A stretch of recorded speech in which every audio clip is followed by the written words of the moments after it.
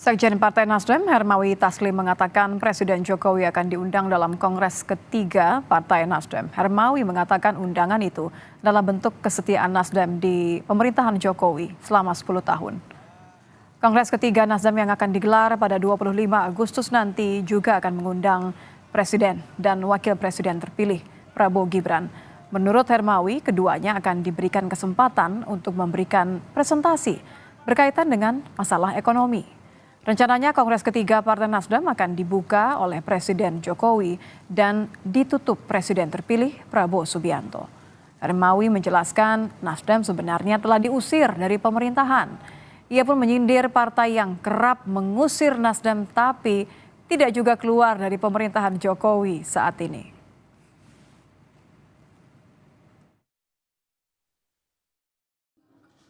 Akan mengundang Presiden Jokowi karena kita bagian dari pemerintahan 10 tahun setia dicerca, dicaci maki, diusir. Akhirnya yang ngusir nggak keluar-keluar juga. Yang ngusir kita ternyata nggak keluar juga. Kemudian Presiden terpilih kita akan mengundang beliau.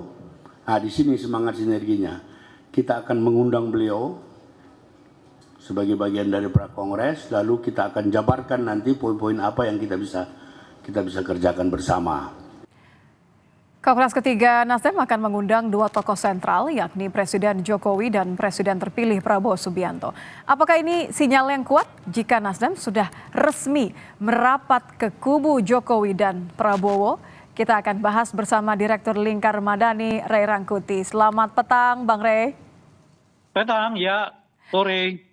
Kalau kita lihat dengan mengundang kedua tokoh penting saat ini ya, Jokowi dan juga nanti Prabowo. Menurut Anda apakah ini pertanda bahwa Nasdem mendapat kursi menteri atau ini baru PDKT aja dengan kubu Jokowi Prabowo? Simbol apa ini? Ya kalau sekedar tanda mungkin ya, tetapi kepastiannya kan nanti kalau memang anggota kabinetnya sudah dibentuk ya.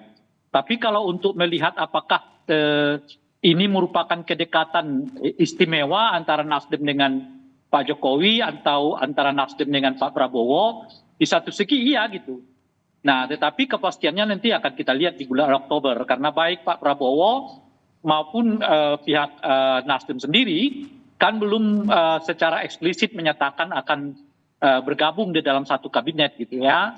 Dan semua itu juga menurut saya tergantung pada ujung-ujungnya adalah soal bagian apa yang didapatkan gitu. Kalau cuma sekedar masuk tapi bagiannya cuma komisaris gitu ya, bagiannya cuma jadi wamen gitu ya, tentu ada pertimbangan-pertimbangan lain gitu. Jadi saya kira lebih tepat disebut ini sebagai bagian dari negosiasi itu gitu ya, bagian dari penjajakan di antara kedua belah pihak, di antara Nasdem maupun dengan Pak Prabowo gitu. Jadi menabung kemesraan gitu ya, apakah nanti buahnya berbuah menteri atau berbuah hanya kemesraan jangka panjang, ini masih harus dilihat lagi berarti.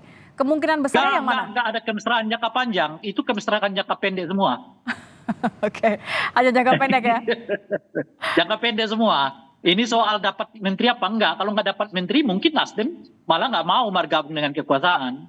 Ya, ataupun kalau nggak dapat menteri ya setidaknya wamen 3 atau 4 gitulah. Intinya balance lah. Nggak hanya sekedar masuk, dompleng di sana, tapi nggak dapat apa-apa. Ya nggak ada cerita kayak begitu gitu loh.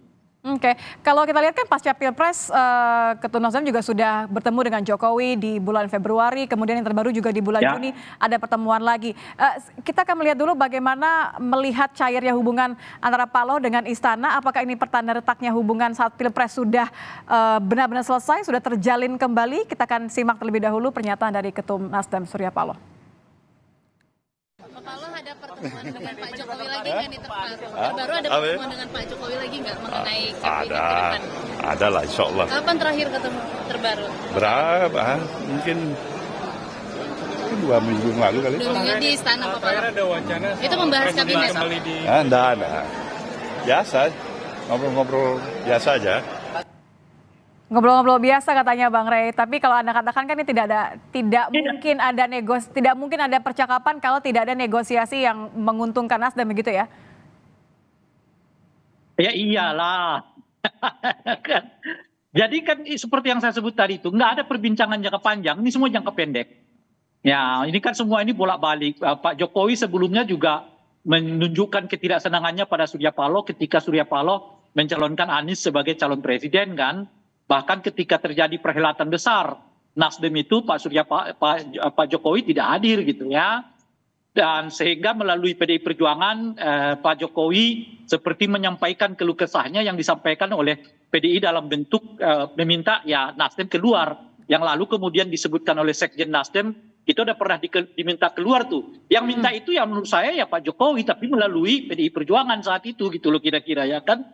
Nah jadi tapi setelah terjadi perbedaan politik antara PDI dengan Pak Jokowi, Nasdem ditarik lagi oleh Pak Jokowi. Jadi ini semua muter di situ-situ aja sebenarnya gitu. Muter di jangka pendek itu gitu. Nanti kalau ada sesuatu yang nggak kelek lagi, mungkin Nasdem akan keluar lagi, nah akan ditarik lagi oleh Pak Jokowi supaya ada kekuatan baru dan seterusnya gitu. Jadi sebetulnya senternya ini ya, pusatnya ini ada di Pak Jokowi. Jadi kalau Pak Jokowi dalam kondisi merasa agak lemah, dia akan memperkuat dari sudut yang lain gitu. Ketika PDI dengan cara menarik Nasdem, pergi artinya gitu ya, dia narik lagi Nasdem untuk masuk ke dalam. Padahal sebelumnya Nasdem yang seperti diasingkan oleh Pak Jokowi gitu ya. Dan Nasdem juga dalam posisi yang lagi-lagi berpikir jangka pendek. Sebelumnya dia mengkanter Pak Jokowi dengan isu soal perubahan, itu artinya berbeda dengan Pak Jokowi nih gue gitu loh. Tapi sekarang isu-isu perubahan sudah hilang semua ya kan. Bergabung lagi dengan Pak Jokowi dengan isu yang nggak jelas. artinya kalau dari bacaan Anda tadi Bang Rey, isunya kelanjutan kita nggak tahu. berarti kalau dari bacaan Anda Bang Rey, saat ini Anda melihat bahwa Pak Jokowi dalam kondisi yang kurang lebih lemah dan membutuhkan Nasdem untuk menarik lagi. Jadi peluangnya besar dong, tidak hanya wamen mungkin. Nah, saya katakan ini soal jangka pendek kan. Ini kebutuhan Pak Jokowi untuk sampai Oktober agar stabilitas politik dia terjaga. Karena kalau pergi Nasdem pergi, PDI pergi, ada PKS di luar itu kan ada 3 partai politik. Yang itu artinya 50-50 tuh di DPR-nya gitu. Nah oleh karena itu ya harus ditarik Nasdem cepat-cepat kan. Gitu. PKB juga begitu loh, ditarik cepat PKB gitu. Nah karena Pak Jokowi udah tahu nggak mungkin lagi beliau ketemu dengan PDI Perjuangan gitu. Nah Nasdem dengan ideologi apa namanya, bukan ideologi sih, dengan prinsip ya perubahan itu ya berubah ke kiri, berubah ke kanan, ya ikut juga. Balik-baliknya ke situ ya. Nah kalau dibandingkan Ya, satu sisi kan dengan Jokowi. Kalau perubahannya, ya. Kalau dibandingkan nih Bang Rey, kan satu sisi dengan Jokowi kesannya memang pertemuannya lebih tertutup begitu ya, lebih tidak terbuka. Kalau dibandingkan dengan pertemuan antara Surya Paloh dengan Prabowo, ini jelas sekali kan saling balas, saling berkunjung begitu. Kalau dibandingkan dengan kedua tipe pertemuan tadi, Anda membacanya seperti apa? Yang satu lebih diam-diam, yang satu lebih terbuka. Kalau dengan Pak Jokowi, ya kan kalau dengan Pak Jokowi ya tentu dibuatlah sesamar-samar mungkin gitu kan. Karena kan ada persoalan sebelumnya di mana Pak Jokowi dengan Surya Paloh itu punya persoalan. Ingat loh ya, ketika Surya Paloh mencalonkan Anies Baswedan sebagai calon presiden, istilah jangan apa istilahnya itu ya, jangan buru-buru itu loh dalam bahasa Jawa istilahnya. Susu ya. Itu dikeluarkan oleh presiden. Iya itu jangan dikeluarkan oleh presiden ketika ketemu dengan relawan-relawannya kan. Nah disitulah istilah itu salah satunya pertama kali muncul tuh ya istilah jangan buru-buru ya kan dan seterusnya, penting menjaga stabilitas politik, istilah Pak Jokowi saat itu gitu.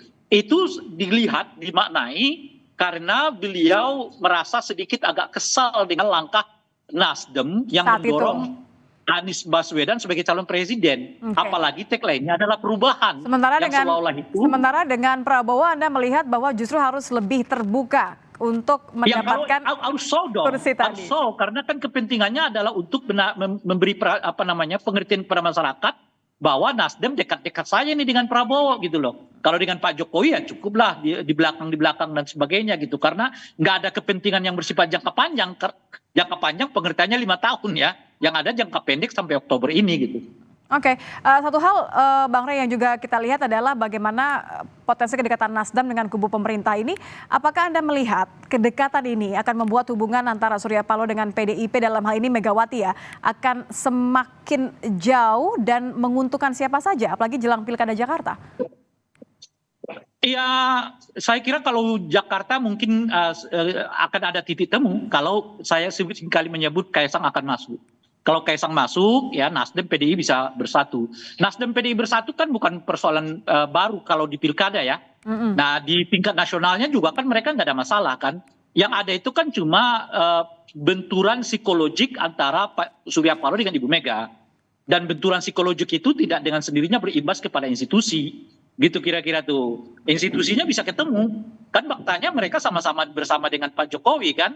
Mengusung setidaknya 9 tahun terakhir ini sebelum PDI Perjuangan keluar kan gitu. Nah yang ada itu memang ketegangan psikologik antara Ibu Mega dengan Pak Surya Paloh, tetapi keduanya juga mengerti bahwa ketegangan psikologik di antara mereka itu bukan berarti ketegangan institusional gitu. Baik, terima kasih Bang Ray. Ray Rangkuti, Direktur Lingkar Madani sudah bergabung bersama kami di Kompas Petang. Selamat petang Bang Ray.